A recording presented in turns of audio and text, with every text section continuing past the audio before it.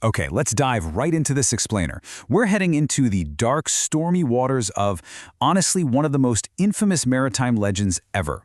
You know the one. It's that region that's just haunted the public imagination for over a century, a place basically synonymous with the unknown, where massive ships and modern planes just seemingly vanish. Poof.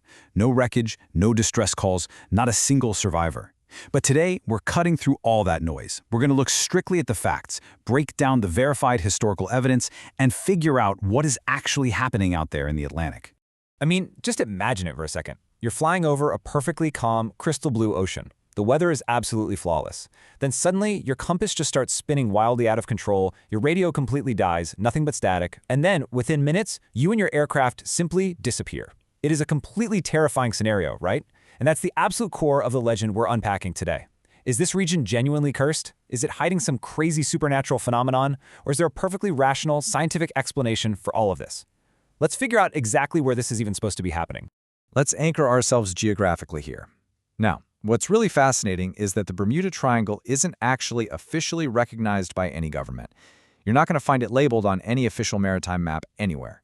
It's entirely unofficial. It's an imaginary zone bounded by 3 distinct points in the western Atlantic. So, if you draw a line from Miami, Florida, over to the island of Bermuda, down to San Juan, Puerto Rico, and then right back up to Miami, boom, you've just outlined the triangle. And to put that into perspective, the area inside those 3 points is massive. We're talking nearly 1.3 million square kilometers. That is an enormous expanse of water. And what makes this area so incredibly critical to understand is that it's actually one of the busiest shipping and aviation routes on the entire planet. Literally thousands of aircraft and hundreds of ships cross these waters completely safely every single day. Yet the story still persists that many never return. So how on earth did this specific patch of ocean get such a deadly reputation? Well, to understand the fear, we really have to look at the historical cascade of tragedies that built this legend up. Here are the most prominent disappearances that just captured the public's imagination. It really kicks off back in 1918 with the USS Cyclops. That was a massive U.S. Navy cargo ship, carrying over 300 people, and it vanished without a single distress signal. To this day, actually, it's still the largest non-combat loss in U.S. naval history. Then you've got the baffling losses of commercial passenger planes, like the Star Tiger in 1948 and the Star Ariel in 1949, both vanishing in totally clear weather. But there is one event in particular that cemented this legend forever. And that brings us to the disappearance of Flight 19 on December 5th, 1945. This specific date basically became the very foundation of the Triangle's terrifying reputation. Honestly, if you've heard of the Bermuda Triangle, you have almost certainly heard of Flight 19. What was supposed to be a perfectly routine training mission for 5 U.S. Navy torpedo bombers quickly devolved into a complete nightmare. After they finished a standard bombing exercise, radio recordings show the flight leader got incredibly disoriented. He actually reported that both of his compasses had failed. You can imagine the panic setting in as the pilots couldn't figure out which way was west toward land. They desperately searched for their bearings, their fuel slowly ran out, radio signals faded, and then just utter silence. But somehow the tragedy didn't stop there. A massive rescue plane with a 13-man crew was immediately sent out to find them, and shockingly, that rescue plane vanished without a trace too. The emotional stakes here were just devastating. 27 lives lost in a single day between the 5 bombers and the rescue plane. But what makes this so incredibly haunting and what truly sparked the public's absolute terror is that absolutely zero confirmed wreckage was ever found. No life rafts, no debris, nothing. The ocean literally just swallowed 27 men and 6 aircraft, leaving behind this massive void that human imagination rushed to fill. So how exactly did these very real, tragic losses turn into supernatural lore? Well, it didn't happen overnight. It was more like a media engine that just gained massive momentum over a few decades. Back in 1950, a journalist named Edward Van Winkle Jones wrote the very first article grouping these specific disappearances together. Then in the 60s, writer Vincent Gaddis officially coined that catchy name, the Bermuda Triangle. But the real tipping point, that was 1974. Charles Berlit published a massive global bestseller claiming supernatural forces were absolutely at play here. That single book transformed the region into a worldwide pop culture sensation, kicking off all those movies and documentaries you've probably seen about curses, aliens, and monsters. All right, let's pivot for a second and compare these extraordinary Hollywood claims against the structured scientific realities. On one side of the debate, we have the myths that absolutely exploded after Berlitz's book came out. Stuff like the lost city of Atlantis pulling ships under, alien abductions, time portals, giant sea monsters, you name it. But as we know, extraordinary claims require extraordinary evidence. When we actually look at the reality based on decades of rigorous scientific study, the truth is that science gives us some surprisingly simple but incredibly powerful natural explanations. Let's look at the first major scientific factor here. The Gulf Stream is literally one of the strongest ocean currents on the planet, and it flows directly through the heart of the Bermuda Triangle. You can kind of think of it as a massive, incredibly fast-moving underwater conveyor belt.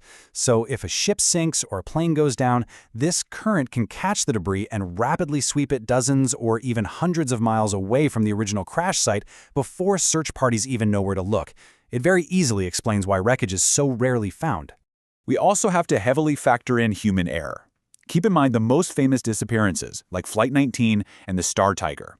These happened way before the invention of modern GPS. Navigators and pilots had to rely heavily on visual cues, dead reckoning, and magnetic compasses. And out in the open ocean, everything looks exactly the same.